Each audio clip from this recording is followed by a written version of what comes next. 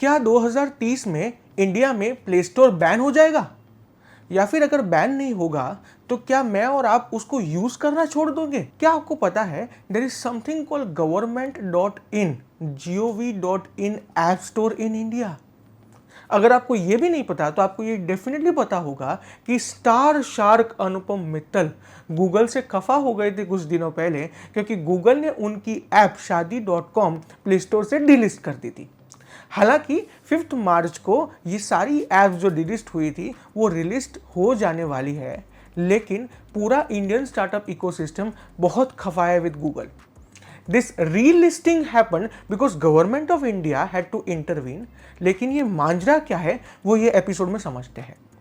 Channel को subscribe कर लीजिए क्योंकि इतना वैल्यूएबल कंटेंट आपको कोई और चैनल पे नहीं मिलेगा। And definitely if you listen to all the content this channel you will turn out to be smarter. आप स्टूडेंट हो, प्रोफेशनल हो या फिर एंटरप्रेन्योर, आप अपने जॉब, बिजनेस और स्टूडेंट लाइफ के डिसीजंस बेटर ले पाएंगे looking at how we make our videos. ये वीडियो सिर्फ नॉर्मल न्यूज़ वीडियो नहीं है जिसमें हम बात करेंगे कि गूगल ने डिलीट किया, गूगल ने डिलीट क्यों किया। हम ये भी बात करेंगे कि मैं और आप इस सिचुएशन में अगर बिजनेस कर रहे होते तो कैसे डिसीजन लेना चाहिए था और आगे क्या होने वाला है। We are futuristic. अगर आपको हमारा काम अच्छा लग रहा है तो एक लाइक फिर से कर दीजिए वीडियो को और चैनल को डेफिनेटली सब्सक्राइब कर लीजिए क्योंकि हर एक सब्सक्रिप्शन से हमारा उत्साह बढ़ता है और हमें बहुत सारा इम्पैक्ट पॉजिटिवली होता है। 1 मार्च 2024 को गूगल ने इंडिया के कुछ 100 ऐप्स को अपने प्ले स्टोर से डिलीट कर दिया। डिलीट का मतलब है कि ये ऐप्स आपको प्ले स्टोर में अब दिखेंगे नहीं। कौन सी ऐप्स थी? तो a lot of well known companies like Shaadi, Bharat Matrimony, 99 acres, Alt Balaji, Naukri, Quack Quack, Stage, ये कुछ एग्जाम्पल्स है of apps, popular apps which got delisted on 1 March 2024। हालांकि हमें पता है कि because of the intervention of minister Ashwini Vaishnaw saying that this is not absolutely proper, Google has decided to relist. लेकिन ये कहानी अभी की नहीं है, 2024, 2023, 2022 की नहीं है। ये कहानी 2021 से शुरू हुई थी। 2021 में गूगल अपना नया billing system Google play billing system launch करता है। पहले ये समझते हैं कि इस नए बिलिंग सिस्टम से मुझे और आपको क्यों फर्क पड़ता है। हर एक स्मार्टफोन, टैबलेट या फिर लैपटॉप को चलने के लिए एक ऑपरेटिंग सिस्टम लगता है।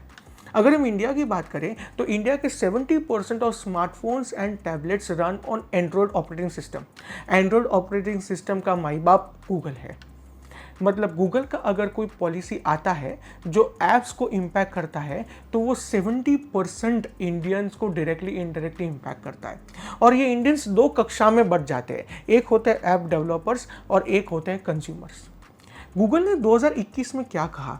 गूगल ने ये कहा कि अगर कोई भी इन ऐप परचेजेस होते हैं, मतलब ऐसी कोई भी ऐप जो गूगल प्ले स्टोर से पे लिस्ट की गई है, उस ऐप पे आप अगर कोई भी परचेज करते हैं तो आपने जो पैसा दिया होगा वो डायरेक्टली उस ऐप कंपनी के पास नहीं जाएगा। बीच में गूगल एक कमीशन काटेगा। ये कमीशन का रेंज उन्होंने 15% से 30% दिया था। मैं समझाता हूँ ये कमीशन कैसे कटता है, बट शायद आप कॉन्सेप्ट समझ गए होंगे। एक एग्जांपल के साथ रीट्रेट करता हूँ। अगर कुकू एफएम एक ऐप है जो गूगल प्ले स्टोर पे लिस्टेड है और अगर आप उसका फैमिली प्लान जिसका सब्सक्रिप्शन 79 रुपीज़ पर मंथ है वो परचेस करते हैं तो पूरा 79 रुपीज़ आपका कुकू एफएम के पास नहीं जाएगा। ये 79 का 15% मतलब 12 रुपया सीधा गूगल के पॉकेट में जाएगा और वो कट करने के बाद जितना बचा वही कुकू एफएम के पास बचेगा। आप समझ सकते हो कि इंडियन स्टार्टअप इकोसिस्टम से इसको प्रॉब्लम क्यों है। गूगल ने बिजनेसेस के लिए 2 मॉडल्स तैयार किए। इन नंबर 1 मॉडल, अगर आपके पास सब्सक्रिप्शन प्रोडक्ट है तो आपको सीधा 15% ऑफ योर रेवेन्यू गूगल को देना है।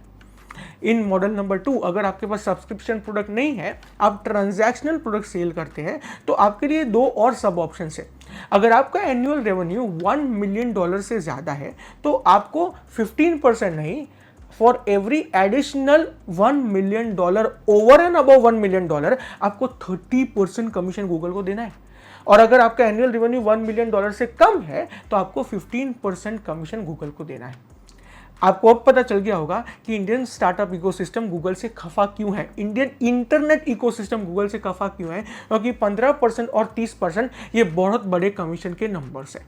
इंडियन स्टार्टअप इकोसिस्टम 2022 में कंपटीशन कमीशन ऑफ इंडिया, जो इंडिया का एंटी ट्रस्ट वॉचडॉग है, जो देखता है कि कुछ गलत तो नहीं हो रहा है when it comes to competition in market, उसके पास गए और गूगल के सामने विरोध दर्शाया।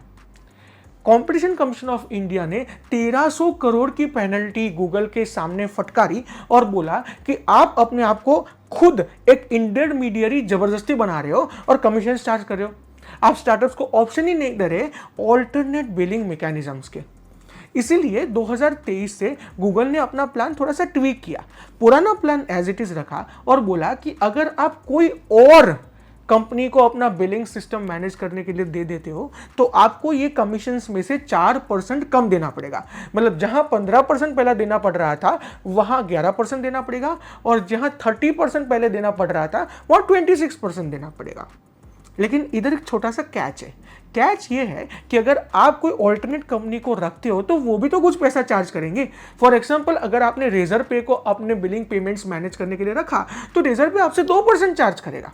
मतलब ऐसा नहीं है कि स्टार्टअप्स को 15 - 4 11 और 30 - 4 26 देना पड़ा। उनको 11 + 2 13 एंड 26 + 2 28 देना पड़ रहा था। मतलब अभी भी कमीशंस का रेंज बिकॉज ऑफ गूगल 13% से 28% था।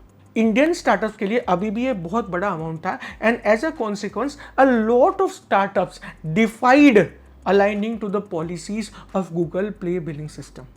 एंड जो स्टार्टअप्स ऐसा कर रहे थे उनको गूगल ने बार बार वार्निंग दिया और बाद में जब एक लेवल के बाद ये स्टार्टअप्स ने कंप्लाई नहीं किया, ये इंटरनेट कंपनीज ने कंप्लाई नहीं किया, तो गूगल ने उनको डीलिस्ट कर दिया। बिफोर हम लोग सॉल्यूशंस की तरफ आगे बढ़े, मुझे आपको ये बताना है कि Apple also charges similar range of commissions on the app store in the range of 15 to 30%। मतलब गूगल का ये कहना है कि it is the cheapest option available in the market and it definitely requires that much money in order to fund investments to make Play Store robust. Now this is the situation. अब सोचते हैं कि solutions क्या है। पहले हम लोग क्या कर सकते हैं वो सोचते हैं, then what government should do, should intervene, that is also something will discuss about. When it comes to us we can do 2 things. Number 1, अगर हमारा पूरा धंधा मोबाइल ओनली मॉडल पे चल रहा है, वी को try to shift some of our business to web model also.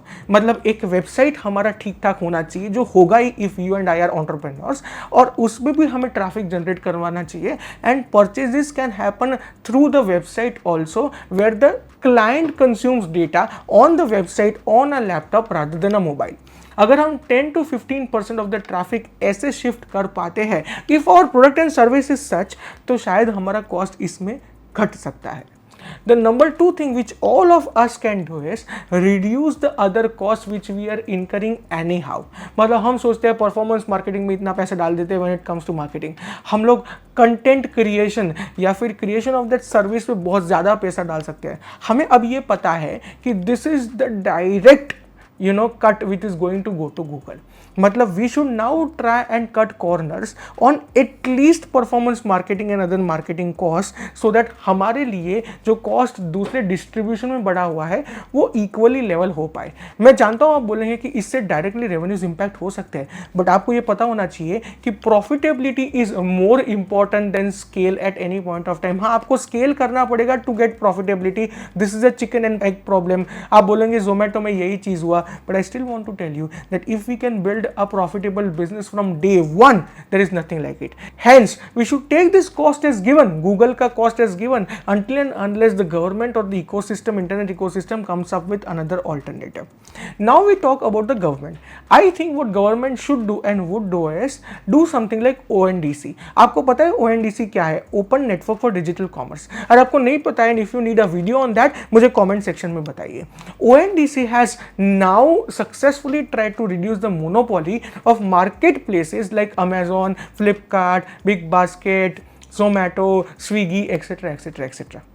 Something like ONDC should also come up in this App Store and Play Store world। मतलब Government of India should try to define an App Store for Bharat maybe Bharat Store, which can host the apps of Indian developers at razor thin commissions or zero commissions. Because tomorrow is going to be the age of AI and technology. Today is the age of technology, and this step of reducing commissions is going a long way in order to increase the app development efforts of developers in India and the consumption of greater apps and subscriptions of greater apps in India. आप मुझे बताइए comment section में कि what are your views on us having our own app store by 2030। अगर आपको हमारा content अच्छा लग रहा है तो प्लीज इस वीडियो को अपने सारे दोस्तों और रिश्तेदारों से व्हाट्सएप लिंक थ्रू शेयर कीजिए, so that everyone comes on YouTube, opens it and subscribes to our channel को सब्सक्राइब कर लीजिए अगर अभी भी नहीं किया, लाइक कीजिए और हमारे साथ पूरे वीडियो तक रहने के लिए खूब खूब धन्यवाद।